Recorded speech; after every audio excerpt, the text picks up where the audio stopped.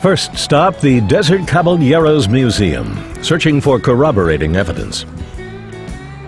She asks Wickenburg native Dana Burton his opinion.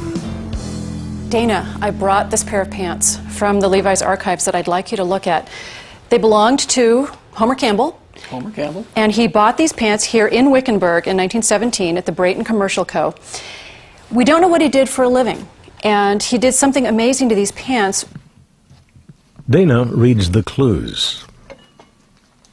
If he was a cowboy, he'd have worn them out on the sides, and he probably wouldn't wear them out anyway because he's wearing chaps. But a miner, he's padding himself so that when he's chopping rocks out of the cliff, they come down and hit against him, they'll bounce off, and when he's picking up big rocks to carry them out, they'll have some padding against those pants. I'd say for sure that Mr. Campbell was a miner. This deduction makes perfect sense. Homer placed patches where he needed to store his tools and to protect himself from the heavy work of mining. Lynn is thrilled. Another mystery solved. It's like closing a loop. It's like finding the final piece of a puzzle, finding out who done it. Only in this case, I found out who wore it. Coming up next, Lynn's quest continues, hoping to learn how Levi's becomes sewn up with another American icon, cowboys.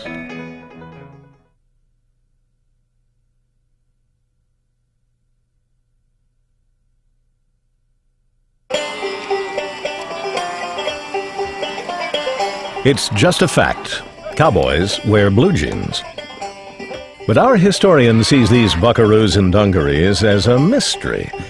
The case of how the West was worn. Lynn Downey is Levi Strauss & Company's historian. Her mission? Answering how these all-American icons became roped together. She checks the evidence. These 501 jeans from 1933. These very distinctive whiskering kinds of looks are what you get, again, when you're sitting in a saddle for days and days on end, and also when you don't wash your jeans that often as well, and maybe the only water you're exposed to is some rain or some, river water going through the river on your horse. But this is so specific to the kind of wear that you'd see on cowboy jeans. It's the early 20th century. Country and Western radio stations ride the American airwaves. Will Rogers ropes his way into popular culture. And cowboy becomes as much a lifestyle as a profession. Levi's catches on. Blue jeans didn't always dominate Western style. In the early 20th century, the cattle drive has a different look. They mostly wore woolen trousers. Even earlier than the cowboys, some of the frontiersmen wore buckskin pants. Cowboys testify that blue jeans are comfortable yet tough enough for a rough ride. Wearing chaps is a chore, so it's really nice if you can have a good, tough pair of Levi's. Real cowboys wear their jeans in a particular way. We didn't have pre-shrunk materials in those days, so you'd roll up the cuffs, and I'd use those for an ashtray. It was also a handy place to keep a package of cigarettes when you're riding so that you can reach it without digging into your pockets. Cowboy tales are the stuff of legend and the stuff television ads are later made of, like this letter from Mrs. M.H. English of Otto, Wyoming, in 1942. We found a man who had run off the highway and was stuck. We hoped to get him back onto the road, but had no chains or rope to pull him with. Finally, we found a pair of old Levi Strauss and tied one leg to our car and one to the front of his.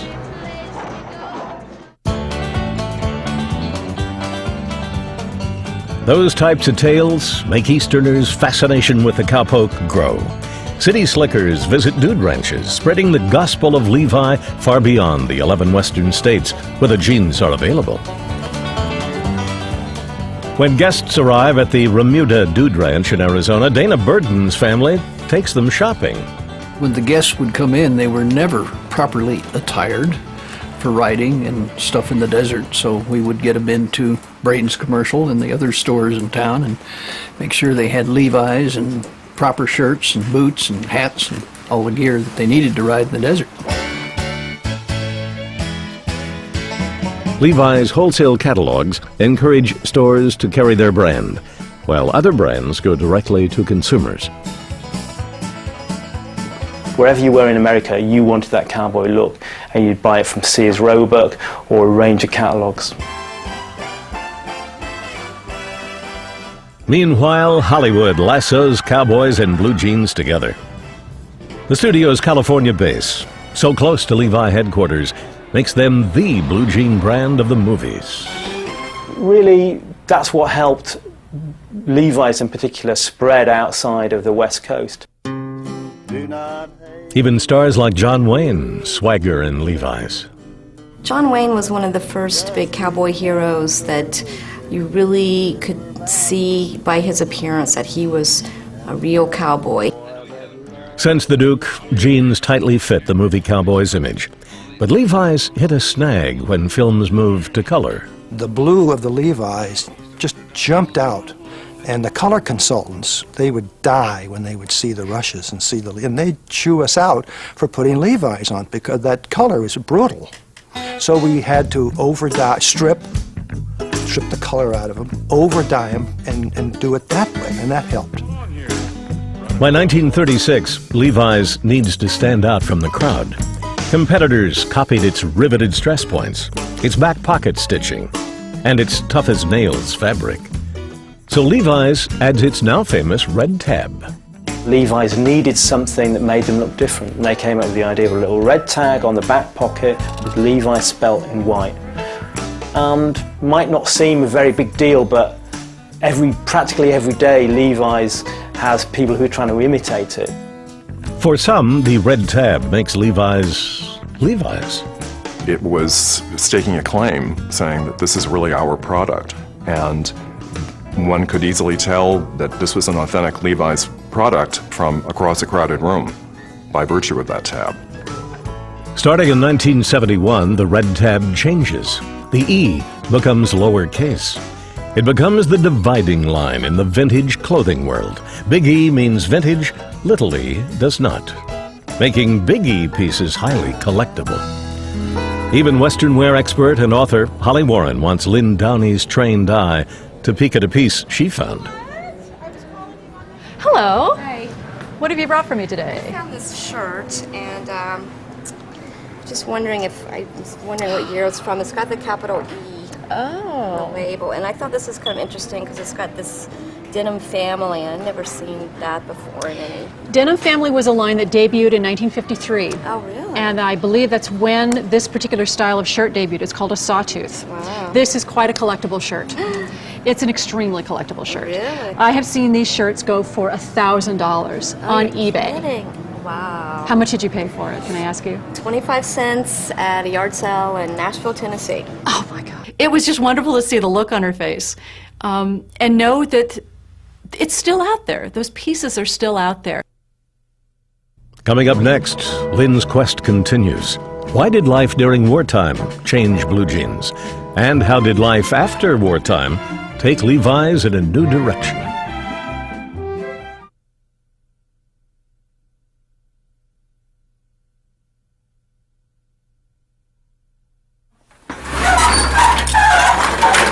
Oh my goodness. How amazing is this? It is the world's largest scavenger hunt. Oh, here is. In the quest to find Levi's place in history, this is pay dirt. 62 pieces of evidence, important vintage clothing and advertising paraphernalia, are sold to Levi Strauss & Company. Shirts, coats, and pants, some dating back to the 19th century, bear witness to the Levi's icon. This is what we came here for. To Levi's historians Lynn Downey and Stacia Fink, it's thrilling. This purchase is a major acquisition, increasing their chances of answering how Levi's became an icon. Oh, these are beautiful. Look at the denim. Look at the denim on this. Look at the perfect wear patterns. It's beautiful. Beautiful. If we were to buy these many pieces individually as they showed up in the world, it would probably be 10, 15, maybe even 20 years worth of collecting, but we're able to compress time all at once and have all these pieces come to us all at once. Ooh, look, Stacia. Oh, a one pocket. A one pocket 201. Look at that. Unbelievable. So where would you put that age-wise? So it's 1890 to 1901. Wow. Look at the arcuate, it's perfect. It is. There are about 23 or 24 pieces we are acquiring today that we have never seen before, we don't have in the company archives at all, and this is a priceless treasure for us to have.